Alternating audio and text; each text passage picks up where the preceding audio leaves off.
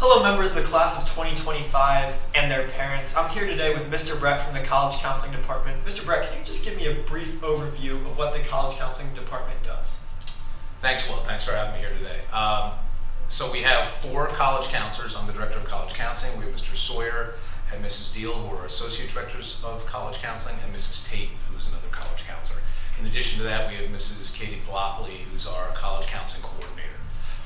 So we are there to help the young man in the college process, and we start working with them junior year, January of junior year. Awesome, yeah, that was going to be my next question. So when does college counseling start during the junior year?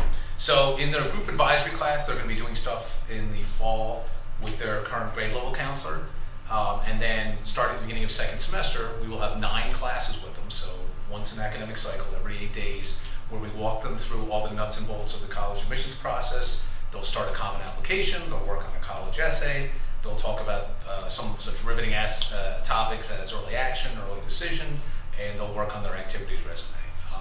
Sorry. No, all good. So Mr. Brett, as a college counselor, you, I'm sure, work closely with colleges and their admissions directors. So what would you say are the top factors that colleges are looking for in an applicant? So the top factors, first of all, we do work closely. We have great relationships with colleges across the nation. Our administration has blessed us with the ability to go and travel. We've been on the board at a number of colleges as well. And that allows us to see what the trends are in college admissions, what the latest acceptance rates are. And when it comes to the factors, it's important for the rising juniors out there, the class of 2025, to realize that GPA is the most important part of that. And within that, the grades within that core class, the core classes. In addition to that, the rigor, how well they're challenging themselves. SAT, ACT as part of that. Essay, letters of recommendation, activities resume, and anything they might be involved in. When we say activities resume, it's work, it's sports inside and outside LaSalle, clubs, and service. Absolutely. So you had mentioned ACTs and SATs. I heard that PSATs and SATs are going digital. Can you speak a little bit about that? Yes. So the PSAT will be digital for this fall. So I believe it's Monday, October 23rd here at LaSalle. The young men will be taking a digital version of that. And then the March 2024 SAT will be digital. And once they go digital, the paper version will no longer be around. The upside for students is it's going to be much shorter. It'll be around 2 hours. That's great. And do you know if they'll be taking that at home? Will they be taking that at LaSalle? Will they be taking that at surrounding high schools? Yeah, good question. Well, the PSAT will be offered here at LaSalle. The SAT, the official SAT digital in the spring, will be offered at local public schools, but we will also host one version of that, still to be determined date, in March or April as well. Awesome, sounds good, thank you. And can you explain what test optional means? We just covered what the SAT is going to, but some schools are moving away from the SAT. Yes, so prior to 2020, there was around 1,100 colleges that were considered to be test optional, which means that in the review of the application, they looked at all the other factors that I mentioned a couple minutes ago, but they did not consider the test scores. In the last 3 or 4 years, we've gone up to around 1,800 colleges that are test optional. So for a young man who struggles with testing, it's an opportunity to apply to a college or university that maybe would have been a reach for him in the past.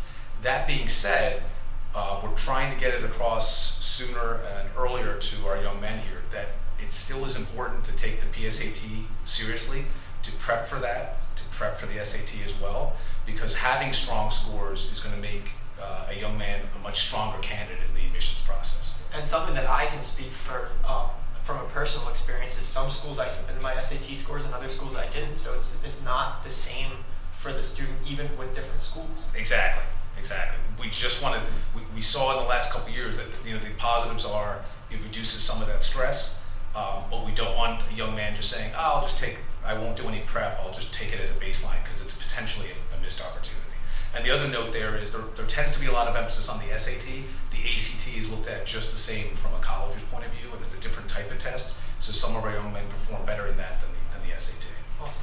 So what are some things that rising juniors and their parents can do to stay involved and stay informed with the College Counseling Department? Well, one of the things, we have a very robust website. It's lschs.org/college. We also have college counseling monthly updates that are are sent to juniors and seniors, but they're all posted on a monthly basis on our website. In addition to that, social media, Facebook, Instagram, Twitter, is a robust resource for upcoming college events. We'll have a number of webinars in the rest of May and into June, and those are listed in the Student Bulletin Explorer Express. And there's a big college fair coming up at Villanova University. Close to 300 colleges will be there. That's May 24th from 6:30 to 8 in the pavilion. So Mr. Brett, if you're talking to a member of the class of 2025, what tips and tricks would you give them, even as early as this summer? Well, this summer, get a job, do something, maybe take a free online college course. You're going to have 3 months off. So colleges want to know, what are you doing in your downtime? What are you doing in your free time? What are you passionate about? So, reading a couple books over the summer, and maybe not just school-assigned books as part of that process. Taking advantage of SCORE. Our young men have the access to SCORE. There's a search tool in there. They can start researching colleges. Something as simple as 10 or 15 minutes a week, just pulling up different colleges, thinking about what they might be interested in, which I think makes for a more effective search process as they head into the spring of junior year and the fall of senior year. Awesome. And then within SCORE, looking at the scattergrams. So the beauty of SCORE is it collects historical data from LaSalle students, GPAs, test scores, so that you know what does it take to get into these certain colleges that are out there. Mr. Brett, any last piece of advice for a rising junior? Yeah, I mean, our goal, we purposely start the college process January of junior year because we want the young men to get involved at LaSalle and to focus on their academics.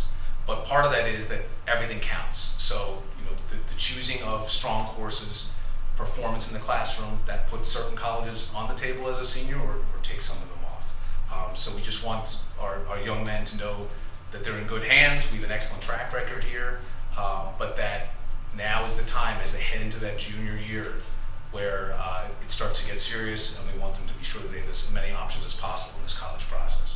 Well, Mr. Brett, thank you very much for joining me today. And Thanks, have Will. a great rest of your day. Appreciate it.